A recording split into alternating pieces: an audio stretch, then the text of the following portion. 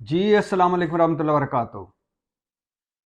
اسلام آباد high court نے العزیزیہ reference میں نواز شریف کی جو اپیلیں بحال کی ہیں اور جو ان کی سزا معطل ہوئی ہے، اس حوالے سے دو رکنی بینچ جو اسلام آباد ہائی کورٹ کا بنا تھا، جس میں چیف جسٹس اسلام آباد ہائی کورٹ عامر فاروق اور جسٹس گل حسن اورنگزیب شامل تھے، انہوں نے اپنا تفصیلی فیصلہ جاری کر دیا ہے۔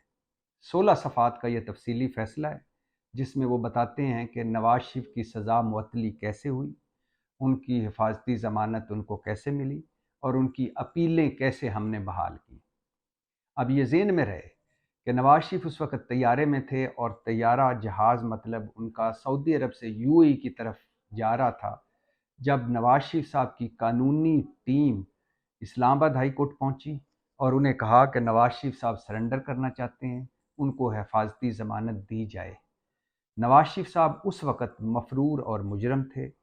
اسلام آباد ہائی کورٹ نے نہ صرف اسی وقت درخواست منظور کی، نہ صرف اسی وقت درخواست سماعت قابل سماعت کی، نہ صرف اسی وقت بینچ بنا، نہ صرف اسی وقت اس پر سماعت ہوئی، بلکہ اسی وقت بن بلائے نیب بھی آ گیا، اور نیب نے آ کر کہا کہ ہمیں کوئی اعتراض نہیں، آپ نواز شریف صاحب کو سرنڈر کرنے دیں، ہم نے انہیں گرفتار نہیں کرنا۔ اور پھر اگلے دن نواز شریف صاحب کو حفاظتی ضمانت مل گئی، ایک مفرور اور مجرم کو حفاظتی ضمانت۔ اب یہ سارا نواز شریف صاحب کی جگہ کوئی عام آدمی ہوتا تو میرے خیال ہے کہ وہ پاکستان پہنچتا اور سیدھا جیل جاتا، اور اس کے بعد مجھے لگتا ہے کہ سالوں لگ جاتے حفاظتی ضمانت چھوڑیں، دوسری ضمانت ہوتے بھی، لیکن نواز شریف صاحب تھے، اس لیے ان کی حفاظتی ضمانت بھی ہو گئی۔ احتساب عدالت میں توشہ خانہ ریفرنس میں ایک مرتبہ بھی پیش ہوئے بغیر وہاں بھی ان کے وارنٹ گرفتاری معطل ہو گئے، اور پھر نواز شریف صاحب کو پنجاب کی نگران کابینہ نے ان کی سزا معطلی بھی کر دی، حالانکہ نگران کابینہ سزا معطلی نہیں کر سکتی تھی کیونکہ کوئی ہنگامی صورتحال نہیں تھی، لیکن وہاں سے معطلی، اور پھر اسلام آباد ہائی کورٹ نے ان کی اپیلیں بھی بحال کر دیں۔ اور اب اس سارے منظر کو اسلام آباد ہائی کورٹ اپنے 16 صفحاتی فیصلے میں اس نے بیان کیا ہے۔ اسلام آباد ہائی کورٹ نے کہ اسلام آباد ہائی کورٹ کا 16 صفحاتی فیصلہ ہے جی کہ نواز شریف کی العزیزیہ ریفرنس میں سزا جو معطل ہوئی ہے، اس کے بارے میں اسلام آباد ہائی کورٹ کہتا ہے کہ جیسا کہ ہو سکتا ہے کہ بظاہر 21 اکتوبر کو درخواست گزار نواز شریف نے میڈیکل بنیادوں پر پنجاب حکومت سے سزا معطلی کی درخواست کی۔ نگران وزیر اعلیٰ نے 22 اکتوبر کو کمیٹی تشکیل دی۔ نواز شریف کے وکیل نے ویڈیو لنک پر استدعا کی کہ نواز شریف کی عمر 74 سال ہے، میڈیکل حالت ایسی نہیں کہ جیل کاٹ سکیں۔ اب ادھر یہ پوائنٹ ذہن میں رکھیے گا، بعد میں اس پہ بات کرتے ہیں کہ نواز شریف صاحب کی میڈیکل عمر 74 سال ہے اور ان کی صحت ایسی نہیں کہ وہ جیل کاٹ سکیں۔ اب اس کے بعد کہتے ہیں کہ 21 دسمبر 2018 کو سنائی گئی سزا معطل کی جائے۔ نگران وزیر اعلیٰ نے معاملہ نگران کابینہ کے سامنے رکھنے کی ہدایت کی۔ سمری نگران کابینہ کے سامنے رکھی گئی 24 کے، اور پھر اس کے بعد محکمہ سروسز کے خط کے مطابق سزا معطل کرنے کی درخواست کی منظوری دے دی گئی۔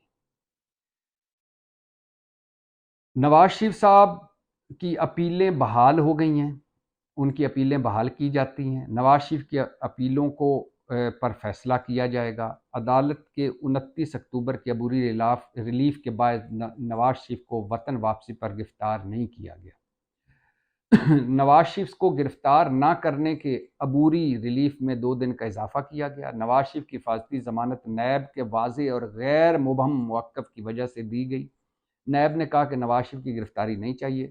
نواز شریف نے اپیل بحالی کی درخواست دائر کی۔ عدالت نے 24 اکتوبر کو نوٹس جاری کیا۔ ایون فیلڈ ریفرنس میں نواز شریف کی معطلی کا فیصلہ بحال۔ فیصلہ پنجاب حکومت نے CRPC سیکشن 401(2) کے تحت سزا معطل کی۔ العزیزیہ ریفرنس میں پنجاب حکومت کی جانب سے سزا معطل ہو چکی۔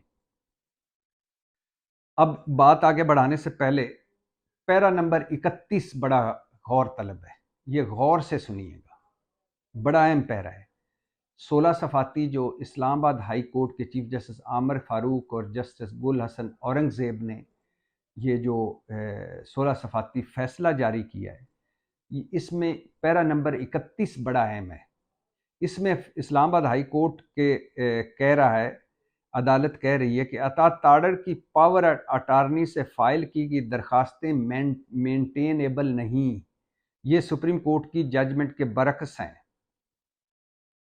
غور کیجئے کہ نواز شریف کی طرف سے جو پاور آف اٹارنی تھا وہ عطا تاڑر کو ملا تھا، وہ اسلام آباد ہائی کورٹ میں نواز شریف کی بیہاف پہ پیش ہوئے، تو لہٰذا اسلام آباد ہائی کورٹ کا 2 رکنی بینچ کا جو 16 صفحاتی فیصلہ ہے، اس کے پیرا 31 میں اسلام آباد ہائی کورٹ کا یہ 2 رکنی بینچ خود کہہ رہا ہے کہ عطا تاڑر کی پاور آف اٹارنی سے فائل کی درخواستیں مینٹینیبل نہیں، یہ سپریم کورٹ کی ججمنٹ کے برعکس ہے۔ اب یہ مینٹینیبل بھی نہیں اور سپریم کورٹ کی ججمنٹ کے برعکس بھی ہیں، اور پھر بھی ریلیف مل گیا، یہ بتانا تھا۔ اب دوسری بات یہ ہے کہ نواز شریف صاحب کی جو ساری یہ جو 16 صفحات ہیں، اس پہ اسلام آباد ہائی کورٹ نے سارا معاملہ ڈال دیا نگران پنجاب حکومت پر اور نیب پر، کہ نگران پنجاب حکومت نے، نگران پنجاب کابینہ نے ان کی سزا معطل کی، اور نیب نے کہا کہ ہمیں گرفتار نہیں کرنا، لہٰذا ہم نے اس کے مطابق اس کا فیصلہ کر دیا۔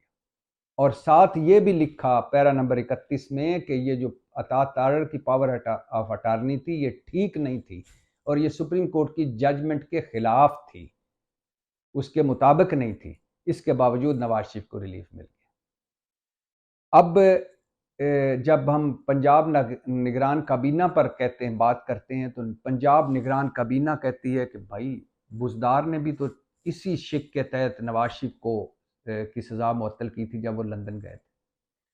وہ یہ بھول جاتے ہیں کہ ایک تو وہ الیکٹڈ گورنمنٹ تھی، یہ نگران گورنمنٹ ہے، اور اس کو نیوٹرل ہونا چاہیے۔